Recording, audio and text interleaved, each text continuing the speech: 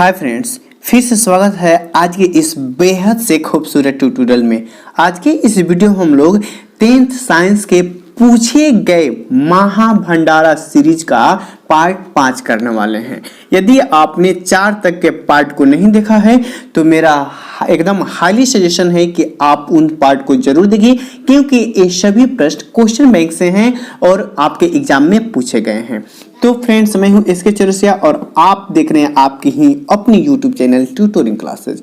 यदि first time channel पे आए हैं तो चैनल को सब्सक्राइब करके नोटिफिकेशन बेल को ऑन कर लीजिए ताकि हमारे प्रत्येक वीडियो का नोटिफिकेशन आपको मिलता रहे। अब प्लीज वीडियो को लाइक शेयर कर दिए और एक प्यारा सा कमेंट भी। आइए, हमारे पास 100 नंबर क्वेश्चन है। निम्नलिखित में से कौन आहार श्रृंखला का निर्माण करता है? आहार श्रृंखला ये होता है जो एक चरणबद्ध तरीके से होता है। एज फॉर एग्जाम्पल 101 का सही जवाब हो जाएगा ऑप्शन बी। कैसे होगा कि बकरी होती है घास खाती है और मानव जो है बकरी को खाता है, तो एक चरणबद्ध तरीके से होता है, एक दूसरे को भोजन के रूप में काम आते हैं। तो 100 का सही जवाब क्या हो जाएगा? Option B. हमने 4 तक 99 क्वेश्चन को सॉल्व कर चुके हैं। आइए, हमारे पास 101 ऑप्शन क्वेश्चन है कि मानव हृदय में कोष्ठों की संख्या कितनी होती है? ऑप्शन 101 का सही जवाब हो जाएगा ऑप्शन सी, माने कि मानव हृदय में कोष्ठों की संख्या होती है वो 4 होती है। हमारे पास क्वेश्चन नंबर 102 है कि रासायनिक अभिक्रिया के दौरान किसी पदार्थ में ऑक्सीजन का ह्रास, यानी ऑक्सीजन घटे या हाइड्रोजन बढ़े, यानी कि ऑक्सीजन की कमी हाइड्रोजन की वृद्धि, ये हमारा अपचयन कहलाता है, मतलब रिडक्शन रिएक्शन कहलाता है। और जस्ट इसके उल्टा ऑक्सीजन बढ़ता है और हाइड्रोजन की कमी होती है तो वो हमारा ऑक्सीडेशन रिएक्शन कहलाता है, मतलब उपचयन अभिक्रिया कहलाता है। तो देखिए, ऑक्सीजन का ह्रास कह रहा है, इसलिए 102 का सही जवाब ऑप्शन बी हो जाएगा अपचयन, यानी कि रिडक्शन रिएक्शन होगा। टाइप ऑफ रिएक्शंस में हमने इस सभी की चर्चा कर चुका है। क्वेश्चन नंबर 103, आधुनिक आवर्त सारणी में समूहों की संख्या कितनी है? समूह जिसे ग्रुप भी कहते हैं, वर्ग भी कहते हैं।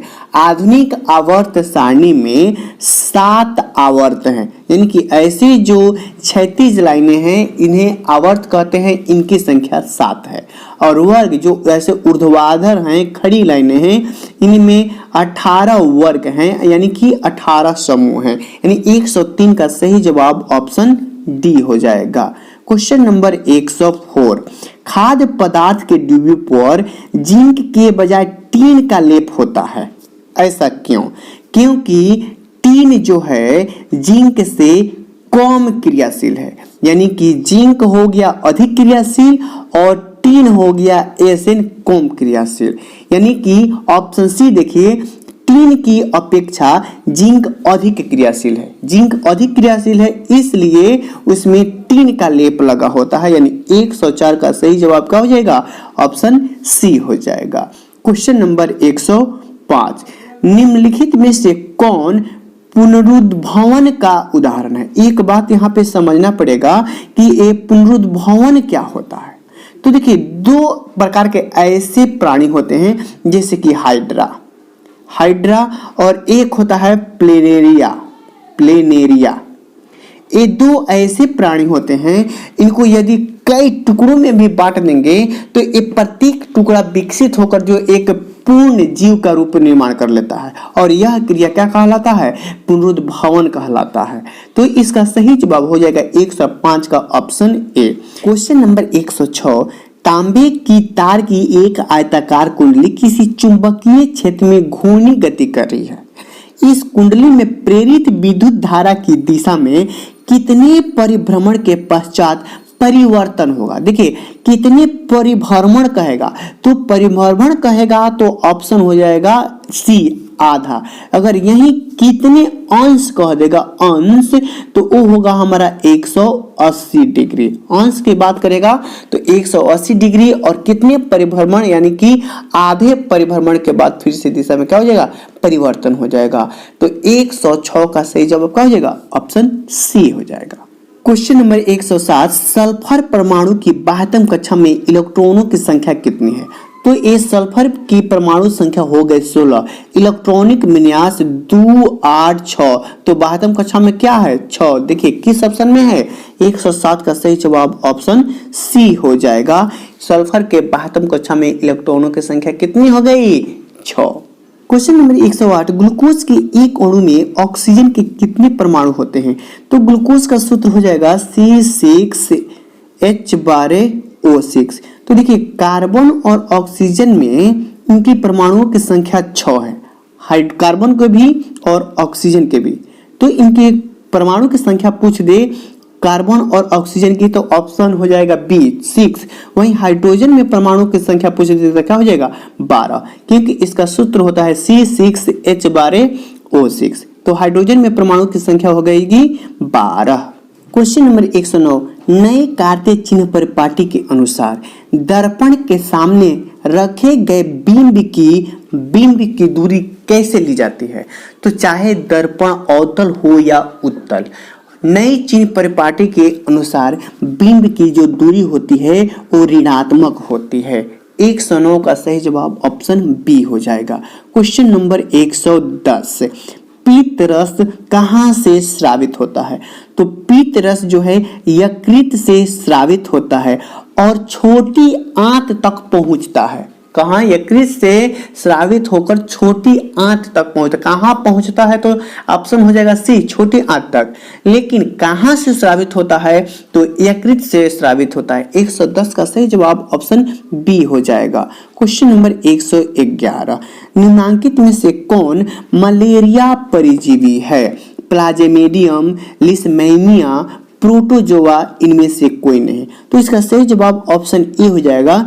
प्लाज्मोडियम जो है मलेरिया परजीवी का उदाहरण है। नंबर 112, एल्यूमिनियम पर मोटी ऑक्साइड की परत बनाने की क्रिया क्या कहलाती है?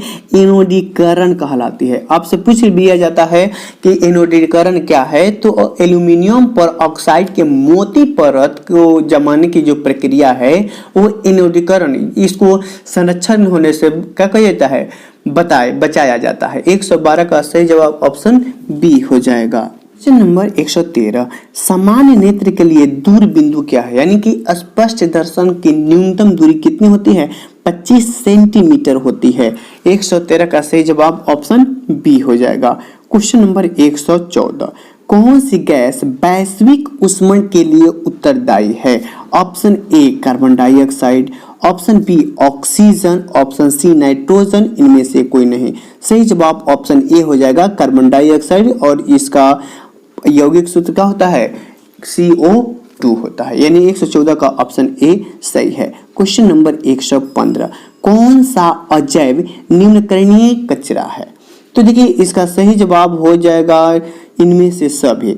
यानी कि कागज या फलों के जो छिलके होते हैं वे अजैव होते हैं, यानी जीव से प्राप्त नहीं होते हैं, ये निम्नकरणीय कचरे के रूप में आ जाते हैं। तो देखिए पेपर के रूप में टिश्यू पेपर, थर्मोकोल आ जाएगा, और सब्जी और फल के छिलके भी किसमें अंतर्गत आ जाएंगे?